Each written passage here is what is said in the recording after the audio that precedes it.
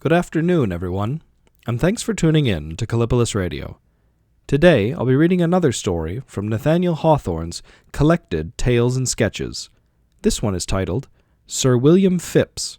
Before we begin, I'd like to thank our channel members, Joshua Anolik, Torritz, Catherine McMillan, Dink Smallwood, and Ronnie Limestone. If you're interested in supporting the channel, you can find more information linked in the description below. Thanks for listening. Few of the personages of past times, except such as have gained renown in fireside legends as well as in written history, are anything more than mere names to their successors. They seldom stand up in our imaginations like men. The knowledge communicated by the historian and biographer is analogous to that which we acquire of a country by the map, minute, perhaps, and accurate, and available for all necessary purposes, but cold and naked, and wholly destitute of the mimic charm produced by landscape painting. These defects are partly remediable, and even without an absolute violation of literal truth, although by methods rightfully interdicted to professors of biographical exactness. A license must be assumed in brightening the materials which time has rusted, and in tracing out half-obliterated inscriptions on the columns of antiquity. Fancy must throw her reviving light on the faded incidents that indicate character, whence a ray will be reflected more or less vividly on the person to be described.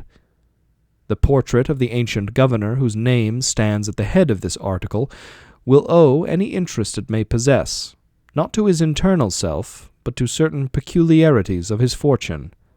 These must be briefly noted. The birth and early life of Sir William Phips were rather an extraordinary prelude to his subsequent distinction.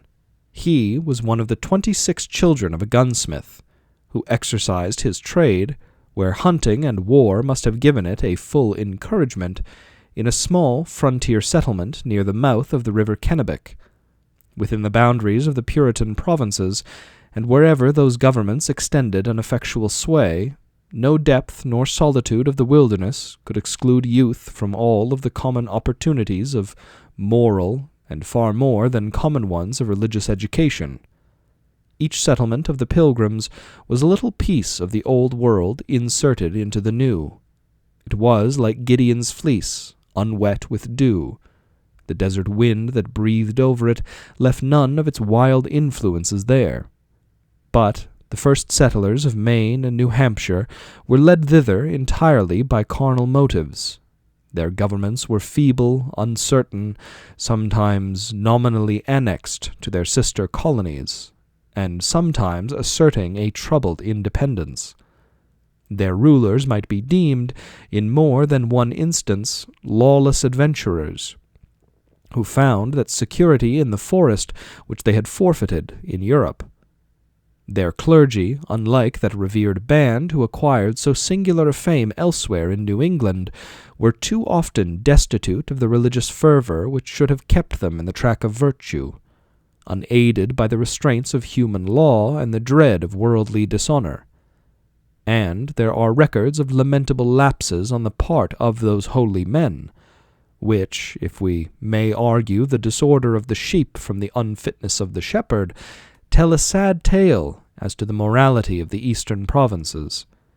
In this state of society the future governor grew up, and many years after, sailing with a fleet and an army to make war upon the French, he pointed out the very hills where he had reached the age of manhood, unskilled even to read and write. The contrast between the commencement and close of his life was the effect of casual circumstances. During a considerable time he was a mariner at a period when there was much license on the high seas. After attaining to some rank in the English navy, he heard of an ancient Spanish wreck off the coast of Hispaniola, of such mighty value that, according to the stories of the day, the sunken gold might be seen to glisten, and the diamonds to flash, as the triumphant billows tossed about their spoil. These treasures of the deep, by the aid of certain noblemen who claimed the lion's share, Sir William Phips sought for, and recovered, and was sufficiently enriched. even after an honest settlement with the partners of his adventure. That the land might give him an honor, as the sea had given him wealth, he received knighthood from King James. Returning to New England, he professed repentance of his sins, of which, from the nature both of his early and more recent life, there could scarce fail to be some slight accumulation. He was baptized, and, on the accession of the Prince of Orange to the throne, became the first governor under the Second Charter. And now, having arranged these preliminaries, we shall attempt to picture forth a day of Sir William's life, introducing no very remarkable events, because history supplies us with none such convertible to our purpose. It is the forenoon of a day in summer, shortly after the governor's arrival, and he stands upon his doorsteps, preparatory to a walk through the metropolis. Sir William is a stout man, an inch or two below the middle size, and rather beyond the middle point of his life. His dress is of velvet, a dark purple, broadly embroidered, and his sword hilt and the lion's head of his cane display specimens of the gold from the Spanish wreck. On his head, in the fashion of the court of Louis XIV, is a superb, full-bottomed periwig, amid whose heap of ringlets his face shows like a rough pebble in the setting that befits a diamond. Just emerging from the door are two footmen, one an African slave of shining ebony, the other an English bond-servant, the property of the governor for a term of years. As Sir William comes down the steps, he is met by three elderly gentlemen in black, grave and solemn as three tombstones on a ramble from the burying-ground. These are ministers of the town, among whom we recognize Dr. Increase Mather, the late provincial agent at the English court, the author of the present governor's appointment, and the right arm of his administration. Here follow many bows and a deal of angular politeness on both sides. Sir William professes his anxiety to re-enter the house, and give audience to the revered gentleman. They, on the other hand, cannot think of interrupting his walk, and the courteous dispute is concluded by a junction of the parties, Sir William and Dr. Mather setting forth side by side, the two clergymen forming the centre of the column, and the black and white footman bringing up the rear. The business in hand relates to the dealings of Satan in the town of Salem. Upon this subject the principal ministers of the province have been consulted, and these three eminent persons are their deputies, commissioned to express a doubtful opinion, implying, upon the whole, an exhortation to speedy and vigorous measures against the accused. To such counsels Sir William, bred in the forest and on the ocean, and tinctured with the superstition of both, is well inclined to listen. As the dignitaries of church and state make their way beneath the overhanging houses, the lattices are thrust ajar, and you may discern, just in the boundaries of light and shade, the prim faces of the little Puritan damsels, eyeing the magnificent governor, and envious of the bolder curiosity of the men. Another object of almost equal interest now appears in the middle of the way. It is a man clad in a hunting shirt and Indian stockings and armed with a long gun. His feet have been wet with the waters of many an island lake and stream, and the leaves and twigs of the tangled wilderness are intertwined with his garments.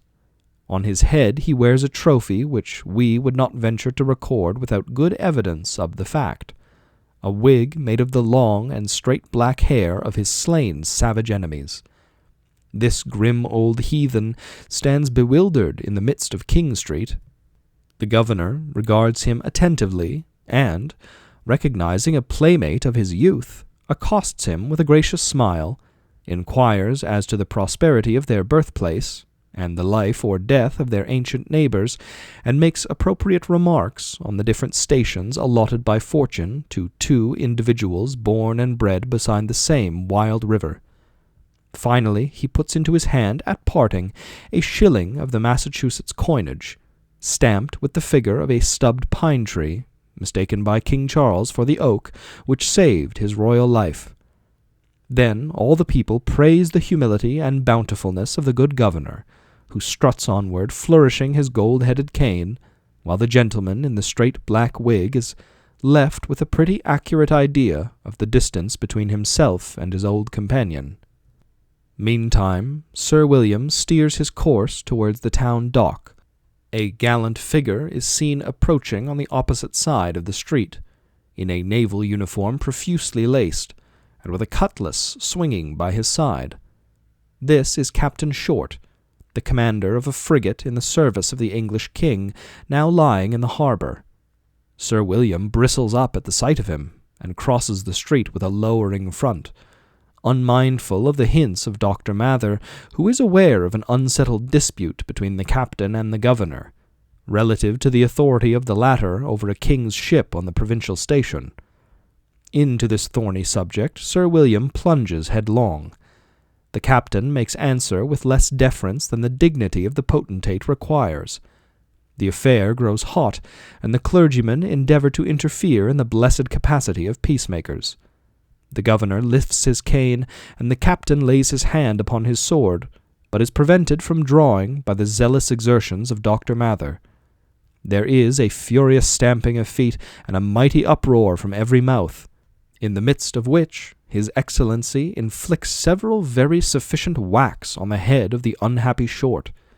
Having thus avenged himself by manual force, as befits a woodman and a mariner, he vindicates the insulted majesty of the governor by committing his antagonist to prison. This done, Sir William removes his periwig, wipes away the sweat of the encounter, and gradually composes himself, giving vent to a few oaths like the subsiding ebullitions of a pot that has boiled over. It being now near 12 o'clock, the three ministers are bidden to dinner at the governor's table, where the party is completed by a few old charter senators, men reared at the feet of the Pilgrims, and who remember the days when Cromwell was a nursing father to New England. Sir William presides with commendable decorum until grace is said and the cloth removed. Then, as the grape juice glides warm into the ventricles of his heart, it produces a change, like that of a running stream upon enchanted shapes, and the rude man of the sea and wilderness appears in the very chair where the stately governor sat down. He overflows with jovial tales of the forecastle and of his father's hut, and stares to see the gravity of his guests become more and more portentous in exact proportion as his own merriment increases. A noise of drum and fife, fortunately, breaks up the session. The governor and his guests go forth, like men bound upon some grave business, to inspect the train bands of the town. A great crowd of people is collected on the common, composed of whole families, from the hoary grandsire to the child of 3 years. All ages and both sexes look with interest on the array of their defenders, and here and there stand a few dark Indians in their blankets, dull spectators of the strength that has swept away their race. The soldiers wear a proud and martial mien, conscious that beauty will reward them with her approving glances, not to mention that there are a few less influential motives to contribute to keep up a heroic spirit, such as the dread of being made to ride the wooden horse, a very disagreeable mode of equestrian exercise, hard riding in the strictest sense, or of being laid neck and heels in a position of more compendiousness than comfort. Sir William perceives some error in their tactics, and places himself with drawn sword at their head. After a variety of weary evolutions, evening begins to fall, like the veil of grey and misty years that have rolled betwixt that warlike band and us. They are drawn into a hollow square, the officers in the centre, and the governor, for John Dunton's authority will bear us out in this particular, leans his hand upon his sword hilt, and closes the exercises of the day with a prayer.